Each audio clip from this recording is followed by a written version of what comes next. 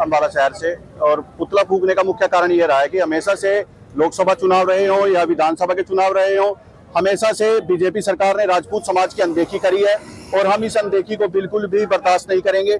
इन्होंने हमारे 3 राजपूत नेताओं के, जैसे नैनपाल रावत जी के, संजय सिंह और शशि परमार जी के, और उनकी आपने कल वीडियो भी देखी होगी कि वो किस प्रकार से पार्टी से दुखी होकर रो रहे थे। वो नहीं रो रहे थे, पूरे समाज का दुख है।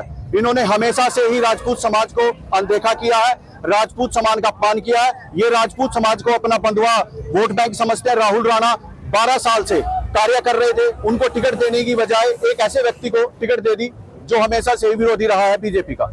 उसके बाद भी इन्होंने सुरेंद्र राणा नारायणगढ़ से उनको दरकिनार कर दिया और बहुत से ऐसे राजपूत नेता हैं जिनको इन्होंने उनका हक नहीं दिया। हम ये कहना चाहते हैं कि हमने ये पुतला फूंक कर सिर्फ यही दर्शाने की कोशिश और ये बताने की उनको ये हम बताना चाहते हैं कि जिस प्रकार से लोकसभा के चुनाव में राजपूत समाज ने इनका विरोध कर इनको हराया था, इसी प्रकार से हम इनको विधानसभा के चुनाव में भी इसी प्रकार से हराएंगे। हर गांव, हर गली, हर मोहल्ले में जाकर इनकी विरोधियों का और इनको राजपूत समाज की अनदेखी का कारण बताकर पक्का हराने का काम करेगा। पूरा राजपूत समाज एक है और यहाँ पर हमारे साथ ब्राह्मण समाज और गुज्जर समाज और अन्य जातियां भी हमारे साथ छाती से छाती और कंधे से कंधा मिलाकर खड़ी है। आप सभी को राम राम, धन्यवाद। सुरेंद्र राणा अम्बाला शहर से। और पुतला फूंकने का मुख्य कारण ये रहा है कि हमेशा से लोकसभा चुनाव रहे हों या विधानसभा के चुनाव रहे हों, हमेशा से बीजेपी सरकार ने राजपूत समाज की अनदेखी करी है और हम इस अनदेखी को बिल्कुल भी बर्दाश्त नहीं करेंगे। इन्होंने हमारे 3 राजपूत नेताओं के, जैसे नैनपाल रावत जी के, संजय सिंह और शशि परमार जी के, और उनकी आपने कल वीडियो भी देखी होगी कि वो किस प्रकार से पार्टी से दुखी होकर रो रहे थे। वो नहीं रो रहे थे, पूरे समाज का दुख है। इन्होंने हमेशा से ही राजपूत समाज को अनदेखा किया है, राजपूत समाज का अपमान किया है। ये राजपूत समाज को अपना बंधुआ वोट बैंक समझते हैं। राहुल राणा 12 साल से कार्य कर रहे थे, उनको टिकट देने की बजाय एक ऐसे व्यक्ति को टिकट दे दी जो हमेशा से ही विरोधी रहा है बीजेपी का।